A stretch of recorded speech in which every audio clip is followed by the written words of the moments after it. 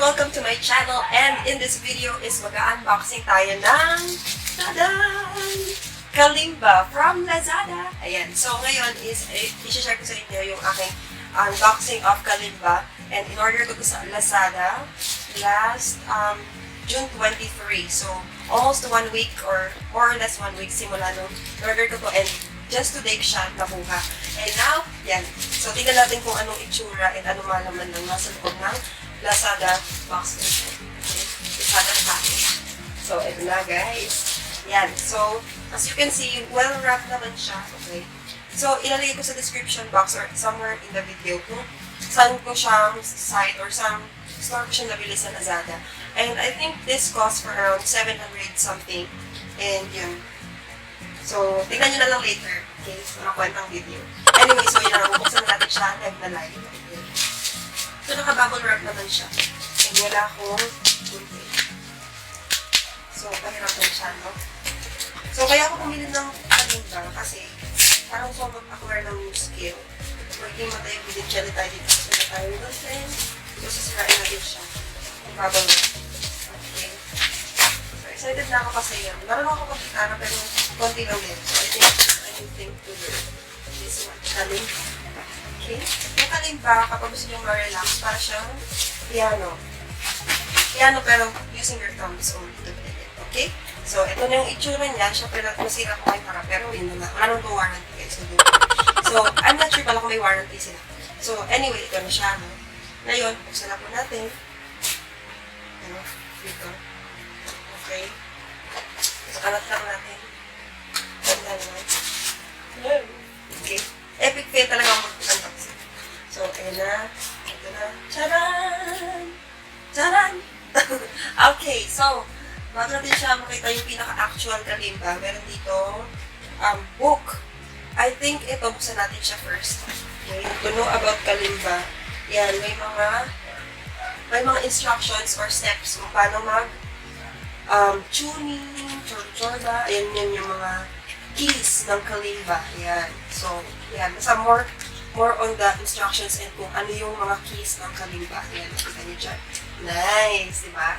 Hindi mo na kailangan mag-search sa internet. Kung wala kang pang internet, gusto mo lang ito ng Kalimba. Yan. This is your guide.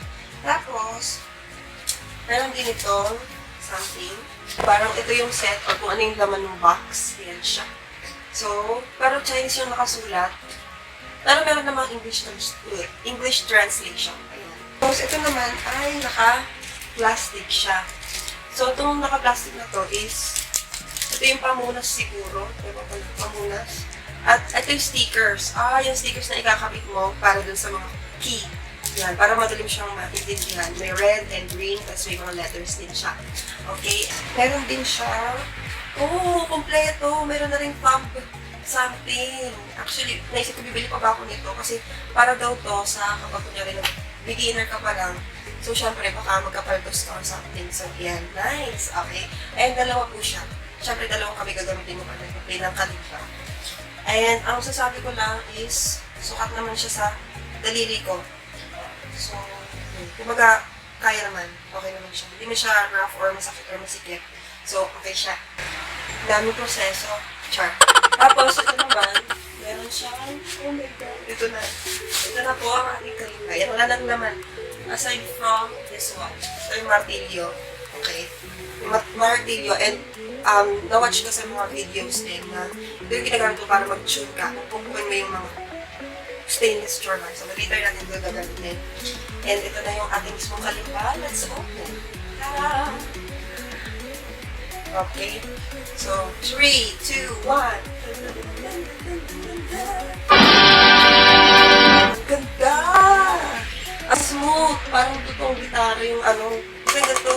Pakinggan nyo. Ang ganda. May butas siya sa harap. Ganyan. And may butas din siyang dalawa sa likod. So, wala na problema. Tapos, may mga kulay. Makikita mo na rin yung mga letters. Yung mga keys.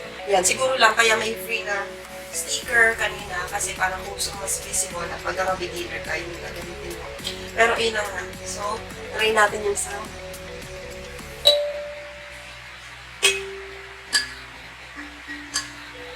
Ang masasabi ko is, hindi naman siya super tigas. yung yung mga pindutan.